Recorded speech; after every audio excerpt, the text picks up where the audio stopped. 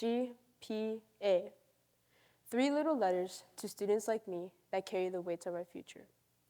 Grade point average affects opportunities for scholarships and internships. Because colleges consider my GPA as a snapshot of how seriously I take my education, GPA should really mean gotta please admissions. One of the rewards of having a strong grade point average is being invited into the National Honor Society, a personal goal I've had since my freshman year. A perfect GPA is a 4.0, and students who want to be in the NHS must achieve at least a 3.5 and have community service and leadership. I had maintained a 3.5 GPA and completed over 230 community service hours. I was golden. I excitedly awaited my invitation that would surely be mine. It never came. My school advisor reported, "Naomi, your GPA doesn't meet national requirements, but good job on your community service hours." I let myself feel the sting of rejection, but I knew this wasn't the finale. It was just the start of me fighting for what I had earned. I sought out Miss Cassetto, our school librarian, who used to serve for the Honor Society. She listened carefully and compassionately to my complaint. A few days later, she had told me what she had discovered. "Naomi, it appears your GPA is only a 3.34. I was just about to explode with anger when Ms. Cassetto continued, "Naomi, it's because the advanced courses you've taken were not weighted into your GPA. Now that it's been corrected, you are qualified to be a member of the National Honor Society." A few weeks later, I received my letter of acceptance. With gratitude, I set new goals of gotta please admissions. College felt closer than ever. Ms. Cassetto also told me, "Naomi, if more students advocated for themselves academically, more would qualify for the National Honor Society." I had been lucky to find support and frustrated that others were missing the same opportunity. Perhaps there was something I could do about this problem. I am Mexican, born in Mexico. My father had spent a short time in the US as a young man before returning to Mexico, where he met and married my mother. But before I was born, he made the difficult decision to go back to the United States, this time to pave the way for a better life. When I was about a year old, my mom and the rest of our family followed. My dad had believed deeply in the promise of America, though as a child, I didn't fully understand why my parents pushed education so hard. Now that I'm older, I see the importance of being educated and advocating for myself and others. I never thought college prep high school classes were constructive until I took an advanced placement Spanish class. That changed everything for me. I became associated with students who cared about their futures. They were driven and determined. I saw what I'd been missing and felt motivated to care about my future too. Since then, I have taken advanced English, math, and science. It takes sacrifice of time and energy, but if I work hard now, life will be easier after. It's a chance I'm taking today for more choices tomorrow. The truth is, not every student in the Latino community works towards or even wants to attend college. Some are just focused on getting through high school. I get it.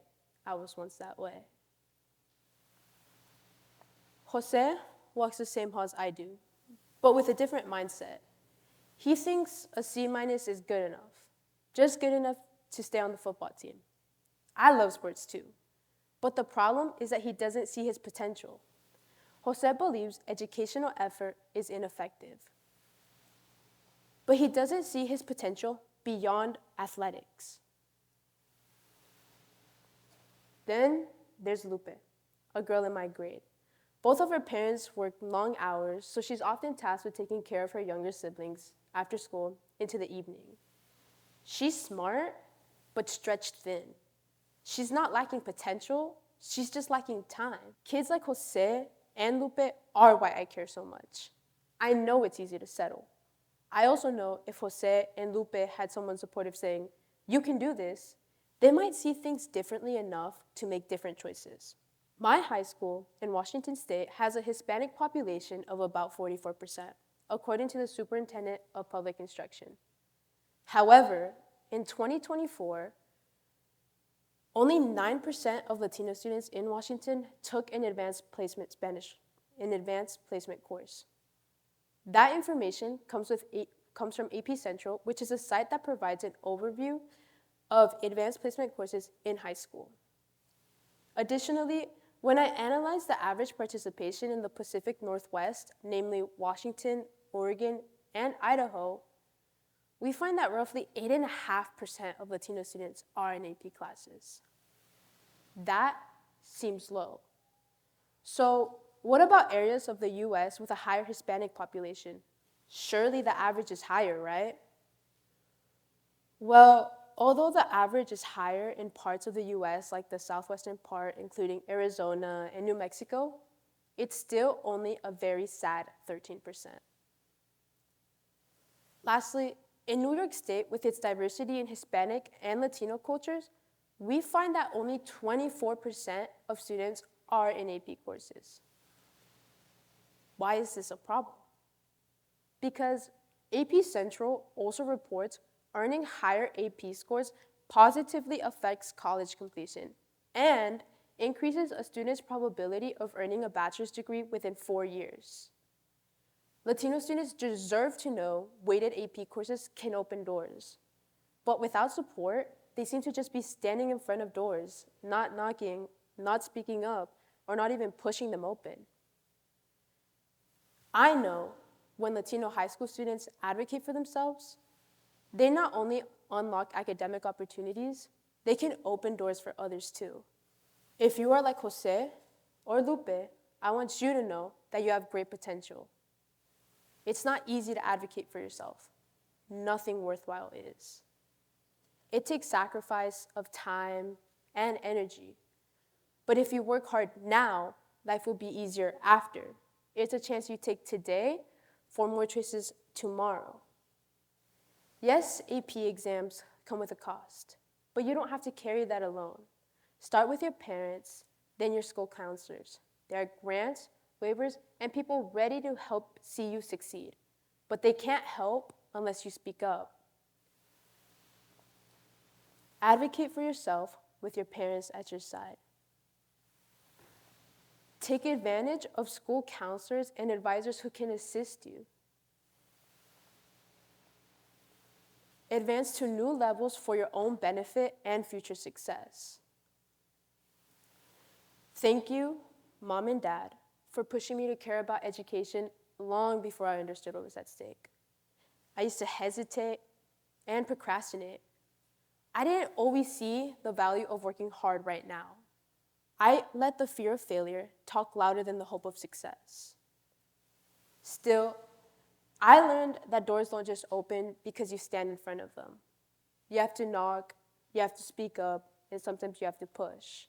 Since becoming my own advocate and accomplishing my dream of being in the National Honor Society, I also serve on the School Advisory Council, have a position through the Gates Foundation, and have spoken many times to parent-teacher associations about the advantages of AP courses. Sure, GPA might have started as gotta please admissions, but I've redefined it. Now it's gotta push ahead, gotta prove ability, gotta persist always. Because when Latino students, or any students, advocate for themselves, that first step isn't just progress, it's a breakthrough. And when you walk through that door, don't close it behind you, hold it open for somebody else.